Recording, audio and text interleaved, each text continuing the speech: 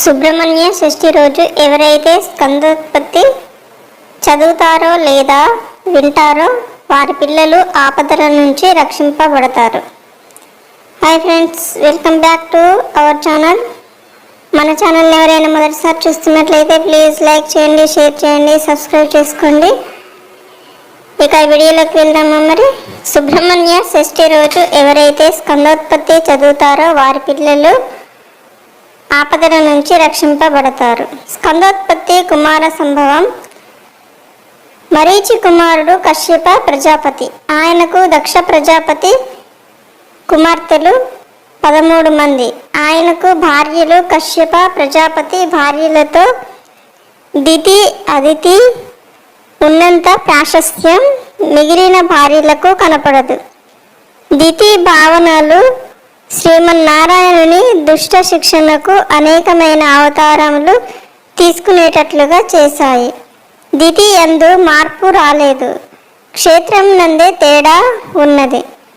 కశ్యప ప్రజాపతిని నాకు ఇంద్రుడిని చంపే పిల్లవాడు కావాలని అడిగితే అప్పుడు ప్రజాపతి నవ్వి, నీ కోరిక తీర్చగలిగిన వాడిని నేను కాదు, ఈశ్వరుని సేవించు. నీవొక గొప్ప తపస్సు చేయి. తపస్సు చేస్తున్నప్పుడు ధర్మంలో లోపం రాకూడదు. నీకు బిడ్డ పుట్టే వరకు అలా ఉండగలిగితే నీకు ఇంద్రుడిని సంహరించగలిగిన కుమారుడు పుడతాడు అని చెప్పాడు. లోపలి కశ్యప ప్రజాపతి తేజము ప్రవేశించింది.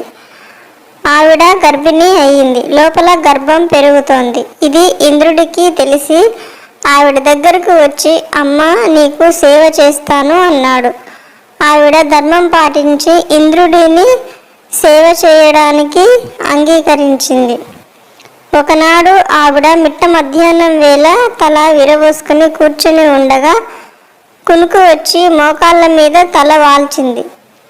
జుట్టు వచ్చి పాదములకు తగిలింది. స్త్రీకి అలా తగలకూడదు. ధర్మశాస్త్రం ప్రకారం జుట్టు చివర ముడివేసి లేకుండా స్త్రీలు తిరగరాదు.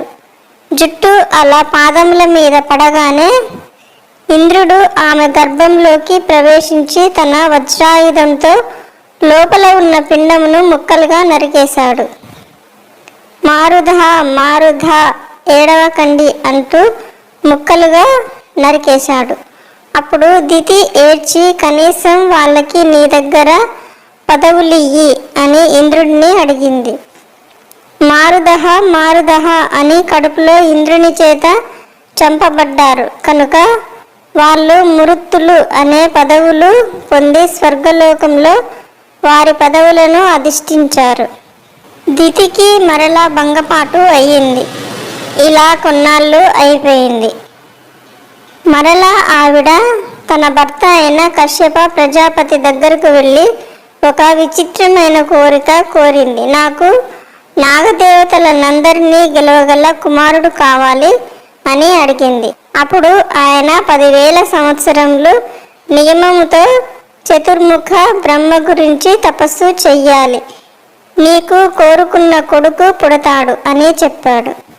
తపస్సు బ్రహ్మాండంగా ప్రారంభం చేసింది. కొన్ని వేల సంవత్సరములు తపస్సు చేసిన తరువాత బ్రహ్మ అనుగ్రహము పొందింది. గర్భం ధరించి ఒక పిల్లవాడిని కన్నది. ఆ పిల్లవాడికి వజ్రాంగుడు అని పేరు పెట్టారు. వజ్రాంగుడు అనగా వజ్రముల వంటి అంగములు కలిగిన వాడు. వాడికి దేహం నందు బలం ఉన్నది, బుద్ధి యందు సంస్కారం ఏర్పడలేదు. ఇతడు బయలుదేరి దేవలోకమునకు వెళ్ళి దేవతలతో యుద్ధం చేసి ఇంద్రుని జయించి అతడిని పదవీచ్యుతిని చేశాడు. అమరావతిని రాజధానిగా చేసుకున్నాడు ఇంద్రుడు. వరుణుడు, దిక్పాలకుడు మొదలైన దేవతలనందరినీ బంధించి తన కారాగారంలో పారేశాడు. బ్రహ్మ కశ్యప ప్రజాపతిని వెంటబెట్టుకొని అక్కడికి వచ్చాడు. వారు వస్తే వజ్రాంగుడు లేచి స్తోత్రం చేసి నమస్కారం చేశాడు. సముచితాసనంలో కూర్చోబెట్టి ఆర్ఘ్యపాద్యాదులను ఇచ్చాడు. బ్రహ్మ, నాయన, నీవు చేసిన అతిథి మర్యాదకు చాలా సంతోషించాము.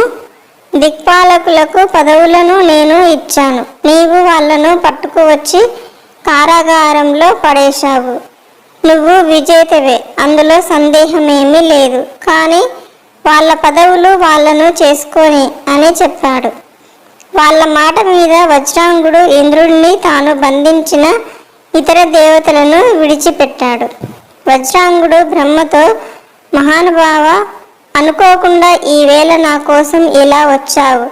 నేను నిన్ను ఒకటి ప్రార్థన చేస్తున్నాను.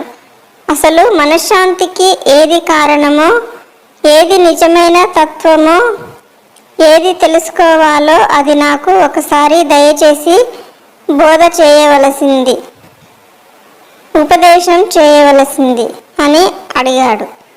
ఇటువంటి కోరిక కోరేసరికి ఆయన పొంగిపోయి, నాయన, నీవు ఎల్లప్పుడూ సత్వగుణములను పట్టుకొని ఉండు, ఈశ్వరుని నమ్మి ఉండు, నీకు ఏ ఇబ్బంది ఉండదు.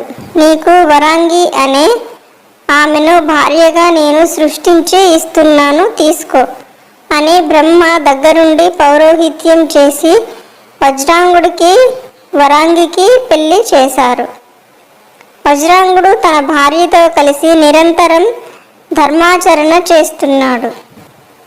ఒక రోజున వజ్రాంగుడు భార్యను పిలిచి, నీకు ఏమి కావాలనుకుంటున్నావు, ఏమీ బెంగ పెట్టుకోకుండా నీ కోరిక ఏమిటో చెప్పు అని అడిగితే, వరాంగి, ముల్లోకంలోనూ గెలవగలిగిన వాడు, పాకశాసనుని కన్నుల వెంట నీళ్లు కార్పించగలిగిన వాడు, నా కడుపున కొడుకుగా పుట్టేటట్లుగా నన్ను అనుగ్రహించు అన్నది. వరాంగి వల్ల వజ్రాంగుడు మనశ్శాంతిని కోల్పోయాడు. పిమ్మట వజ్రాంగుడు బ్రహ్మ గూర్చి తపస్సు చేశాడు. బ్రహ్మగారు ప్రత్యక్షం అయ్యాడు. వజ్రాంగుడు నమస్కారం చేసి, స్వామి, వరాంగి కోరిన కొడుకును ఆమెకు ఇప్పించండి అని అడిగాడు. వరాంగికి తాను కోరుకున్న కొడుకు పుట్టాడు. వాడు పుట్టగానే చాలా పెద్ద అల్లరి ప్రారంభం అయింది. వజ్రాంగుడు కశ్యప ప్రజాపతిని తీసుకువచ్చి ఆ పిల్లవానికి తారకుడు అని పేరు పెట్టాడు. లోకం మాత్రం ఆ పిల్లవానిని తారకాసురుడు అని పిలిచింది. తారకుడు పెరిగి పెద్దవాడయ్యాడు. వీనిని చూసి దితి, వరాంగి మిక్కిలి సంతోషపడిపోతున్నారు. వీళ్ళ కోరిక సంపూర్ణంగా నెరవేరడం కోసం తారకుడినే బ్రహ్మ గురించి తపస్సు చేసి వరమును పొందమని ప్రోత్సహించారు. తారకుడు కూడా తపస్సుకు బయలుదేరి తపస్సు ప్రారంభించాడు. ఒక్క కాలు మీద నిలబడి కళ్ళు తెరుచుకొని సూర్యుడిని చూస్తున్నాడు. అలా 100 ఏళ్ళు తపస్సు చేశాడు. తర్వాత ఉగ్ర తపస్సు మొదలుపెట్టాడు. అందులోంచి ధూమం పుట్టింది. అది లోకములను కాలుస్తోంది. దేవతలందరూ బ్రహ్మ దగ్గరకు వెళ్ళి, వీరి తపస్సు లోకములనన్నింటినీ కాల్చేస్తోంది. మీరు వెళ్ళి వాడికి ఏమి కావాలో అడగండి మహాప్రభో అన్నారు. తారకుడు ఎదురుగా బ్రహ్మ ప్రత్యక్షమయ్యి, నాయన, ఏమిటి నీ కోరిక అని అడిగాడు. బ్రహ్మకు తారకుడు ఒక నమస్కారం పెట్టి, దేవతలనందరినీ 3 లోకములను గెలవగల శక్తిని నాకు ఇయ్యవలసింది. పురారి అయిన పరమశివుడు మన్మధుని దహిస్తాడు. ఆయన కామారి, ఆయనకి కోరిక లేదు. అటువంటి పరమశివునికి కామం కలిగి వీర్యస్ఖలనం అవ్వాలి. అలా అయితే ఆ వీర్యంలోంచి కొడుకు పుడితే వాడి చేతిలో నేను చనిపోతాను. ఆ మేరకు వరం ఇవ్వవలసింది అని అడిగాడు. బ్రహ్మ సాంబ సదాశివుని తలుచుకొని తదాస్తు అని భారంగా హంసను ఎక్కి వెళ్ళిపోయాడు. తారకుడిని 3 లోకములకు రాజ్యాభిషేకం చేశారు. దేవతలందరినీ పిలిచి ఎవరెవరు ఏ ఏ పనులు చేయాలో నిర్ణయించి చెప్పేశాడు. అలా అందరినీ శాసించి చక్కగా సింహాసనం మీద కూర్చొని రాజ్య పరిపాలనం చేస్తున్నాడు. వాళ్ళందరూ శ్రీ మహావిష్ణువు దగ్గరకు వెళ్ళి, నీవు మమ్మల్ని రక్షించాలి అని చెప్పారు. ఈలోగా తారకుడు రానే వచ్చి నారాయణుడితో యుద్ధం మొదలుపెట్టారు. శ్రీమన్నారాయణుడు సుదర్శన చక్రమును ప్రయోగించాడు. సుదర్శన చక్రం తారకుని కంఠమునందు పుష్పమై రాజిల్లింది. అప్పటికి ఎటువంటి మాయ ప్రయోగించాలో అటువంటి విష్ణుమాయ చేసి శ్రీ మహావిష్ణువు అక్కడి నుంచి తప్పుకున్నాడు. అందరూ కలిసి బ్రహ్మ దగ్గరికి వెళ్ళారు. ఈశ్వరుడికి కొడుకు పుట్టేటట్లుగా మేము ఎలా ధన్యులం అవుతామో మమ్మల్ని అనుగ్రహించండి అని వేడుకున్నారు. లోకం అంతా నిలబడాలంటే శివుడికి కొడుకు కలగాలి. కుమార సంభవం జరగాలంటే పరమశివుని తేజస్సును స్వీకరించడానికి జగదాంబయే ఉండాలి. కామమే లేని పరమేశ్వరుని యందు మన్మధుడు కామ ప్రచోదనం చేయగలడని తలచి ఇంద్రుడు మన్మధుని పిలిచి శివుని వద్దకు పంపాడు. మన్మధుడు వెళ్ళి బాణప్రయోగం చేసే ప్రయత్నంలో ఉండగా శంకరుడు మూడవ కన్ను తెరిచాడు. ఆ కంటి మంటకు మన్మధుడు భస్మం అయిపోయాడు. ఇంద్రునితో సహా దేవతలందరూ వెళ్ళిపోయారు. రతీదేవి ఒక్కతే భర్త పోయాడని ఏడ్చింది. ఏ మన్మధుని చేతిలో చెరుకు విల్లు పుష్పబాణములు పట్టుకుంటే శంకరుని కదిలించలేకపోయాడో దాన్ని అమ్మవారు స్వీకరించింది. అలా స్వీకరించినప్పుడు ఆవిడ శివకామ సుందరి. అమ్మవారు వెళ్ళి గొప్ప తపస్సు చేసింది. శంకరుడు బ్రహ్మచారి రూపంలో వచ్చి తన పెళ్ళి తానే చెడగొట్టుకునే మాటలు చెప్పాడు. అమ్మవారు ధూర్త బ్రహ్మచారి. శివ వ్యతిరేకమైన మాటలు విన్నందుకు ప్రాయశ్చిత్తం చేసుకోవాలి. నీ ప్రాంతమును వదులుతావా వదలవా అని అదిలించింది. శంకరుడు నిజరూపం చూపించాడు. అమ్మవారిని వివాహం చేసుకున్నాడు. పార్వతీ కళ్యాణం అయింది. పార్వతీ పరమేశ్వరులిద్దరూ తల్లిదండ్రులుగా కనిపిస్తున్నారు. పార్వతీ పరమేశ్వరుల కళ్యాణం వలన ప్రధాన ప్రయోజనం కుమార సంభవం జరగాలి. అందుకు ప్రకృతి యందు ఉన్నది ఒక్కటే ఆధారం. మహాతపస్వి అయిన శంకరుని అమ్మవారు ఆకర్షించింది. వారి దివ్యమైన క్రీడ జరుగుతోంది. దానినే శాస్త్రం నందు మైథునము అని పిలిచేవారు. శివపార్వతుల దివ్యమైన క్రీడ శతదివ్య వత్సరములు జరిగింది. ఆయన అమ్మవారు ఆడితే ఆడతాడు, పాడితే పాడతాడు. కానీ ఆయన తేజస్సు స్ఖలనం కాలేదు. అనగా ఆయన కామ మోహితుడు కాలేదు. శతదివ్య వత్సరములు అయిపోయాయి. తారకాసురుడు దేవతలను చితక్కొడుతూనే ఉన్నాడు.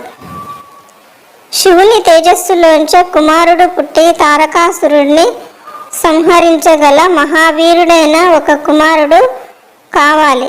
కానీ ఆ తేజస్సు పార్వతీదేవి యందు ప్రవేశించకుండా ఉండాలి. శివుడితో నీకు మాత్రమే కుమారుడిగా ఉంటాను అని సనత్కుమారుడు అనడం వల్ల పార్వతీదేవి సంబంధం ఉంటుంది.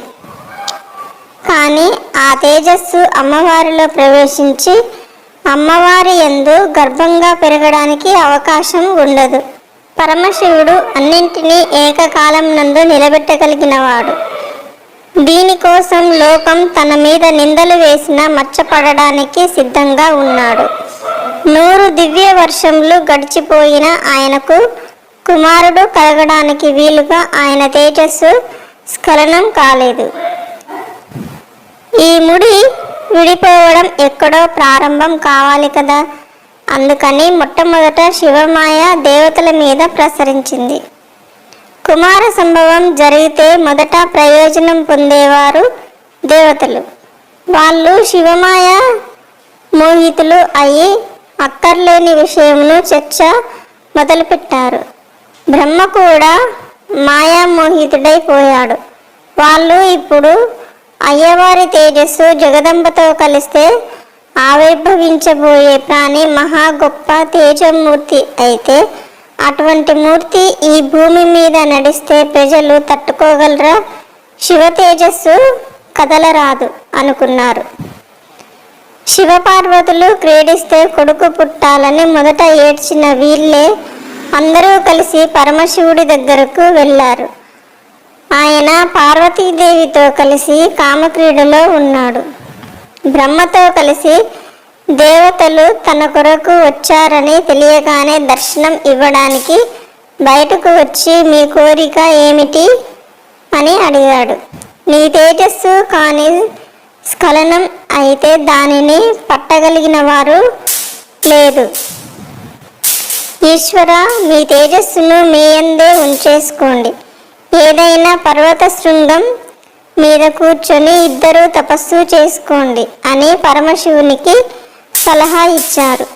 దేవతల సలహా విన్న పరమశివుడు చిరునవ్వు నవ్వి, ఈ భూమి మీద అందరూ సుఖపడదరు గాక, నా తేజస్సు బయటకు పడకుండు గాక, ఒకే ఒక్కసారి మాత్రం నా తేజస్సు బయటకు వచ్చి తీరాలి. 100 దివ్య వర్షములు పార్వతీదేవితో కలిసి నేను క్రీడించిన కారణం చేత స్వస్థానం నుండి కదిలిపోయిన పరమ పవిత్రమైన నా తేజస్సును మీలో ఎవరు భరిస్తారో చెప్పండి అన్నారు. ఇప్పుడు వాళ్ళు భూమి భరిస్తుంది అని చెప్పారు. శివ తేజస్సును గ్రహించడానికి భూమి అంగీకరిస్తే శివుడి తేజస్సు భూమి మీద పడింది. అది సామాన్యమైనది కాదు. ఉత్తర క్షణం భూమి మీద వ్యాప్తి చెంది ప్రవహించి పర్వతములను అరణ్యములను అన్నింటినీ ఆక్రమించేసింది. అందరూ అగ్నిహోత్రుని ప్రార్థన చేయగా అగ్నిహోత్రుడు వాయువు సహకారంతో తేజస్సును గ్రహించాడు. అయితే ఆ తేజస్సును అగ్నిహోత్రుడు కూడా తనలో ఉంచుకోలేకపోయాడు. ఈ విషయం అమ్మవారు తెలుసుకు దేవతల భార్యలకు బిడ్డలు జన్మించకుందురు కాక అని దేవతలను శపించింది. పిమ్మట భూమి వంక తిరిగి నీవు అనేక రూపములను పొందుతావు. ఒకచోట చౌడు నేల, సారవంతమైన నేల, ఇలా రకరకములైన రూపములు పొందుతావు. చాలామందికి భార్యవు అవుతావు అన్నది.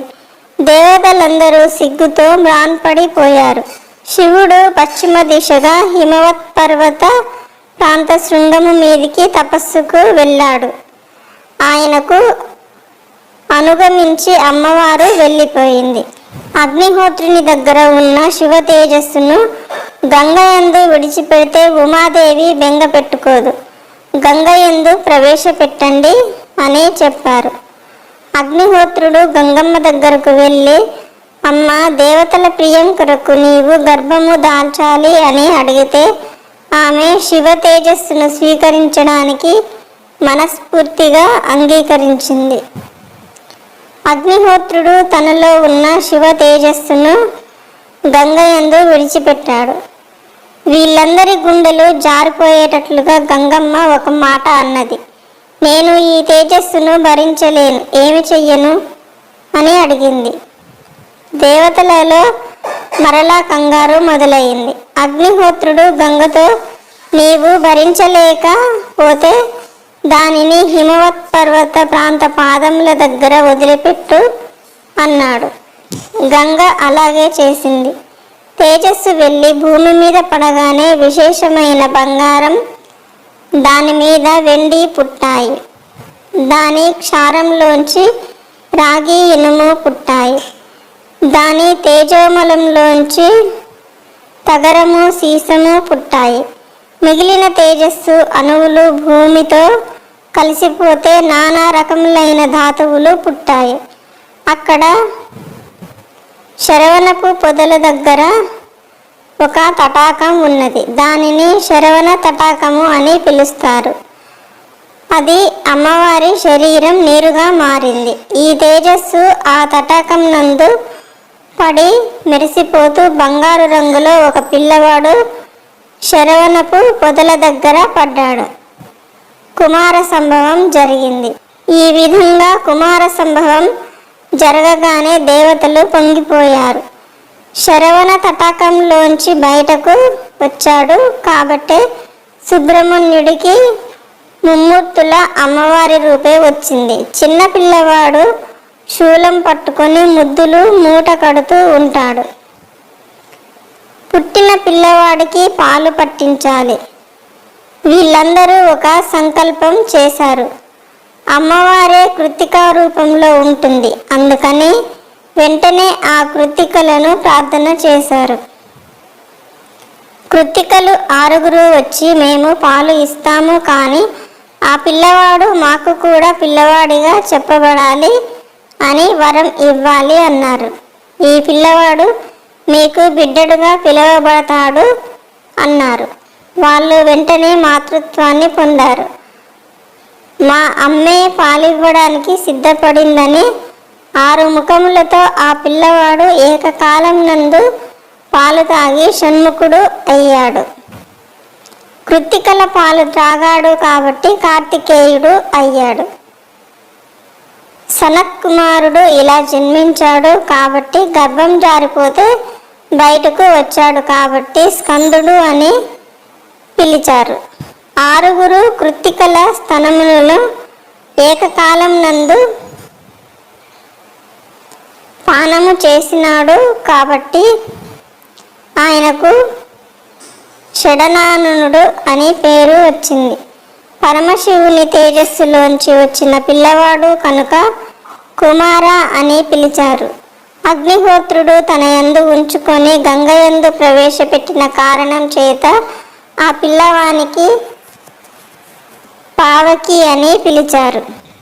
ఆయన ఒకే ఒక్కసారి తల్లుల పాలు త్రాగి తొందరగా భక్తులను రక్షించడానికి ఒకే రోజులో యవ్వనంలో ఉన్న కుమారస్వామిగా మారిపోయాడు. ఉత్తర క్షణం ఆయనకు అభిషేకం చేసేద్దామని పుట్టినరోజు నాడే దేవతలందరూ ఆయనను కూర్చోబెట్టి దేవసేనాపతిగా అభిషేకం చేశారు. సేనాని అని పేరు పొందాడు. ఈయనకే గుహ అనే పేరు ఉంది.